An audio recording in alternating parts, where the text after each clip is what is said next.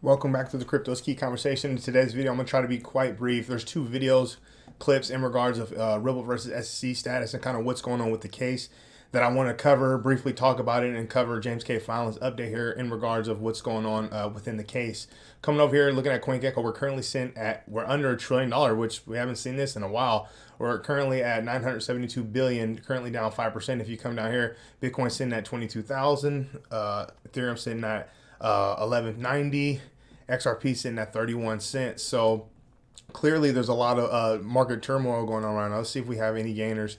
Helium's up 14.4, Bitcoin SV, Chainlink up 7.1, Kusama. So if we come over here, look at the Bitcoin Fear and Greed Index, look at us. We're sitting at 8, so we're sitting at single digits again. Here's the third time we've seen this in the history of this market, if I'm not mistaken. Yeah, here we are in extreme fear. So this whole talk of capitulation, and obviously, you have Jerome Powell and the Fed getting ready to so-called raise the interest rate and hike it up to, I think it's like 75 basis point. It's the conversation that's been happening. So there's so many different things that's going on that is truly, playing a role in creating this turmoil within our market. So, yeah. It's unfortunate, but this is kind of how things are when you're investing into a speculative asset, new emerging technology asset like this, on top of all the other geopolitical things and things that's going on within our countries. Coming over here, James K. Fallon had put up this. He says the court orders the SEC to provide the court by June 16th 10 additional documents for an in-camera review to assist the court with its decision regarding the SEC's claim of attorney-client privilege in connection with the Hinman speech. So Johnny Deaton's talked about how blessed we are to have Judge Sarah Netbury and Judge Torres presiding over this case.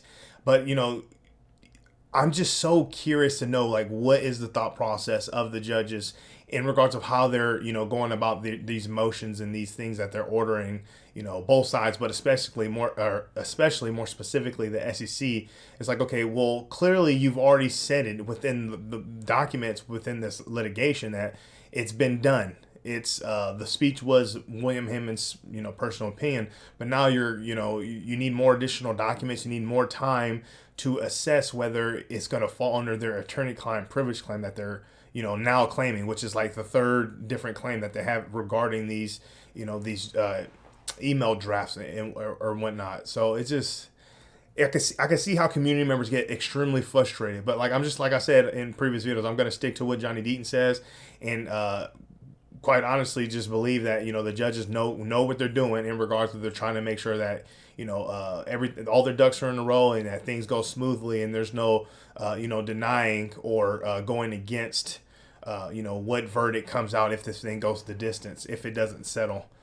Coming over here, speaking of, real quick, BitBoy Crypto, I don't know if you guys watched it. Highly recommend you go watch one of his latest videos in regards of that tweet he had put out talking about some interesting fact he learned about the Ripple versus SEC case. And clearly what he was saying, and he was talking about, I guess Ripple had turned down some sort of settlement offer that was taking place, and he had all these other speculations of why he felt they would do that. He was talking about like timing, why would they want to settle now when we're in the midst of the bear market, and maybe they're going to hold off as long as possible to when things turn around, you get more bang for your buck going into the IPO. So whether there was some truth to that or not, if that's their motive or whatever the case is, the point is Ripple's not going to settle unless they get the terms that they feel is most appropriate for them in their business. So obviously getting the regulatory clarity for XRP and making sure that they get the clarity they need in general to proceed forward and to continue to scale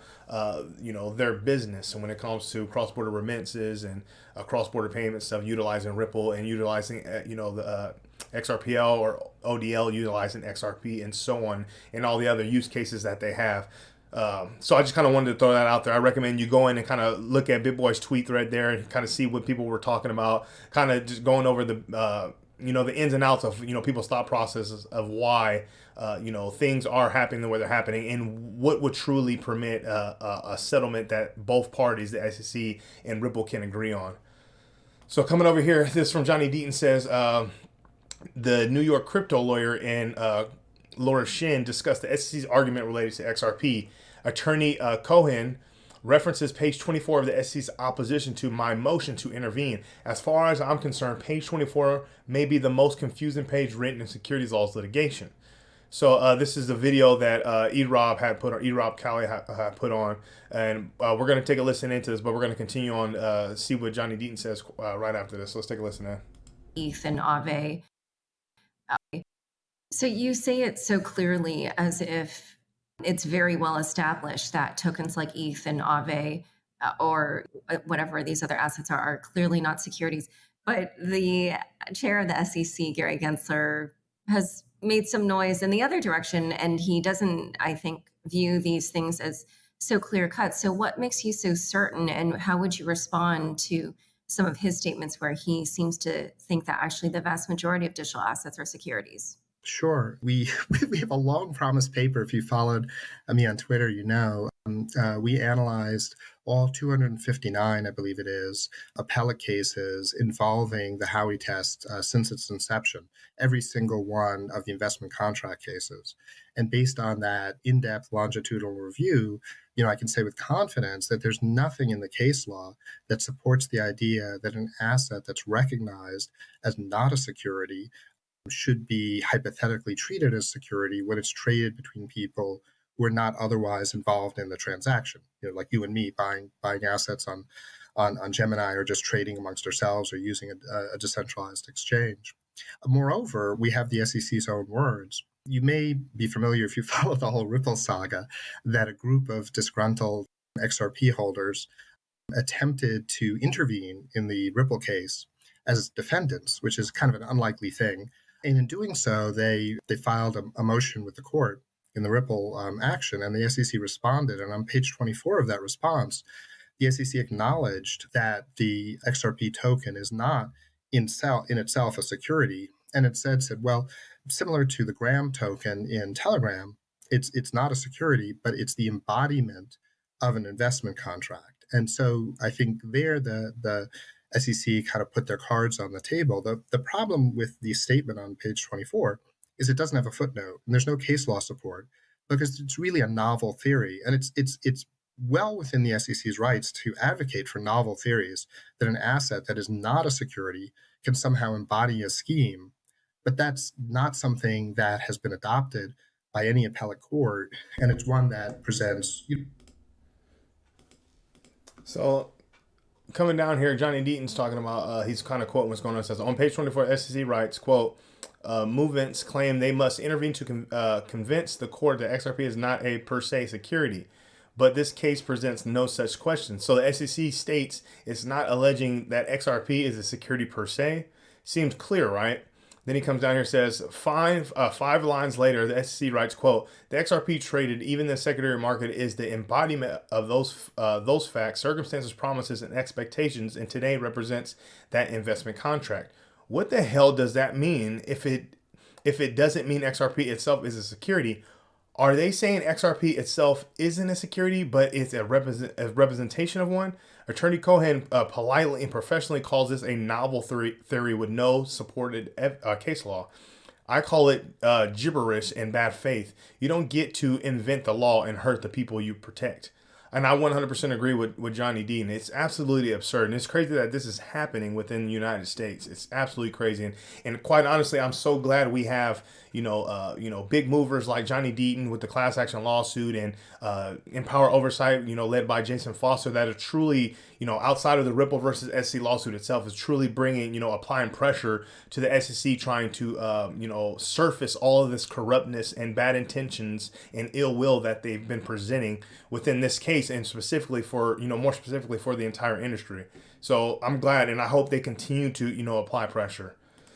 Coming over here, Johnny Deaton is responding to Brad Garlinghaus's tweet here, where he says, pay attention. What's happening now is not small market gyration. We've been preparing for this with a significant cash balance, and thus can afford to keep hiring the best talent with the goal of 50% outside the U.S.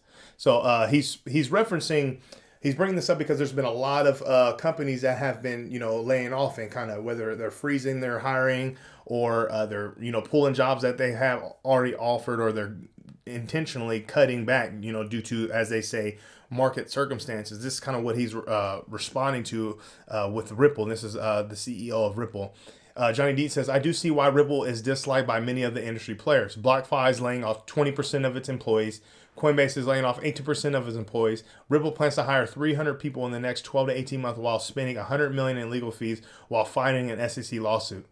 I mean, if that doesn't tell you how powerful and relevant Ripple and XRP are, I mean, we talk about being the adults in the room or the adults in the crypto room. I mean, this is literally a pristine image and example of what it means to try to do things the right way, try to work with regulators, try to solve a real world problems with great technology, and trying to be more efficient in environmentally, timing wise, just regular everyday use case wise. This is a perfect example of how things should be done. And I couldn't be more blessed to have the ability to invest into XRP, and people that invest in Ripple are very lucky being accredited investors or whatnot. So it's crazy how you have all these massive blockchain technology companies that are laying off, but then you have Ripple amidst of SEC lawsuit spending over $100 million in legal fees, are planning to hire 300 people, 300 more people for the business, which is crazy. And I wanted to end on this one here. This is from Digital Asset Investor. Says this is the reason Johnny Deaton sued the SEC and the reason that Ripple had to fight. This was a political / Wall Street weapon by an SEC that protects them, not investors. So let's take a listen into this. Bill Hinman, the former director of the Division of Corporation Finance, which is the SEC division that really sort of weighs in on this question, is that. Before I continue, this is Joseph Hall. So I made a video in the past, and if you've been following this channel, every day when we make videos, Joseph Hall had an interview, and I can't remember who was. I think it was on Thinking Crypto. Yeah, I think it was with Tony on Thinking Crypto. But pretty much what he was saying is, he was throwing out that we as the XRP community, we have unfounded speculation, and what we were talking about when it came to the ETHgate scandal talks and the Ethereum free pass scandal. He pretty much was like, we're conspiracy theories, and everything that we had came out with was, bound by unfounded speculations. But now you have, there was actually an interview post after that he kind of like almost did like a 180 in regards of how he was speaking about the community and what was going on in the Ripple versus SC stuff. So this is the same Joseph Hall that's speaking right here, and I just wanted to start with that there. Is that orange a security or not? In a speech that he made, in the 2017 timeframe, he raised the possibility that Ethereum had started out as a security but had morphed into a non-security. And there, I can go into all this really technical reasons why that would be, but he did raise that possibility, and it's something that the community has really seized on.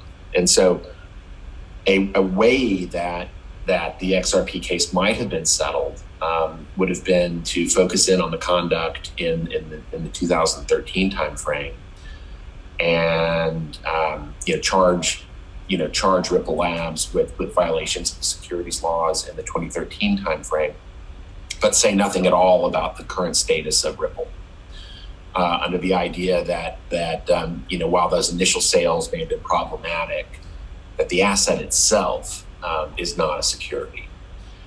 But when we saw the complaint that was filed back at the end of December, it very clearly said in paragraph 8, right up front, that current sales of the asset, continue to be illegal, unregistered securities offerings. So I think, if there were any room for a settlement, and I certainly have no idea about what sort of discussions may have gone on before or what discussions may be going on now, I think the shape of a settlement, might be along the lines of the SEC getting their pound of flesh for, the 2013 sales, 2014 sales, but then saying nothing at all about whether current sales are problematic, and also not getting an injunction against current sales. And it strikes me that from Ripple's perspective, this is existential, I think. If at least to the extent that they want to, do a business that's touching the United States. So I don't know why they would settle a case with the SEC, unless they were able to, live another day. And you could see them being okay with a settlement where the question of its current status is just left unresolved, and the SEC could walk away with a lot of money, and pat themselves on the back for having enforced the federal securities laws and gotten a big recovery for investors. But it could have left unadjudicated the status of whether or not today XRP is a security. And I think that would have been a settlement that that people would have liked. I mean, it obviously splits the baby. I don't think the SEC would have settled with a statement that today XRP is not a security, but I'd rather, I don't think you need to push them on that. I think you can leave that and fight that at a later time. So yeah, that's Joseph Hall speaking there in regards to that. What I wanted to say with this, when it comes to, we were just talking about kind of the theories behind, settlement and what would be appropriate and what would not be appropriate. Quite honestly, kind of leave it to the legal, or, the lawyers, the people that know, case law and all that stuff. Leave it to them to speculate on what would be appropriate. Just kind of, from my sentiment, and I know picking it up from a lot of what's been happening in the chatter within the Twitterverse and within the community, as long as Ripple and XRP shackles, chains are completely just decimated, I don't think we have really any complaints, because it's all about leveling the playing field. Yes, you have other, obviously Empower Oversight and Jason Foster, they're going to go after conflicts of interest. They want to have, the rest of us too, we want some sort of investigation happening. We want, wrongs made right, or we want, people to pay for, their wrongdoings, because, there's been thousands of people that's truly been affected, just with this case alone. So obviously we want all those things, but at the end of the day, truly, if we look at it, we just want a level playing field. So Ripple and XRP, can continue to fight the good fight that they're fighting, scale their business, solve the real world problem we have within our financial system, and, flourish within this space. And with that being said, if as long as everything's appropriate, whether they have a settlement or whether they go the distance in litigation, getting that regulatory clarity for the entire space, so the entire space can know how to operate, moving forward without the overbearing and, enforcement by regulations by the SEC and Chairman Gensler. I mean, that's just all I really have to say to that. I want to appreciate you guys for watching the videos.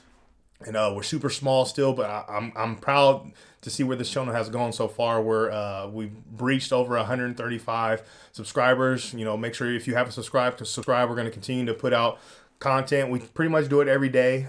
Sometimes we're hit or miss on the weekends, but we're going to continue to update you on the news and the interesting stuff that's going on within the community. Give you my take on what's been happening. Update you, of course, on the Ripple versus SC stuff. So make sure you subscribe to the Crypto's Key YouTube channel, and then come over to Twitter and follow us at Crypto is Key 1. This is where I get a lot of my information that I like to spark a conversation on this YouTube channel with. But with all that being said, stay strong out there. Be safe.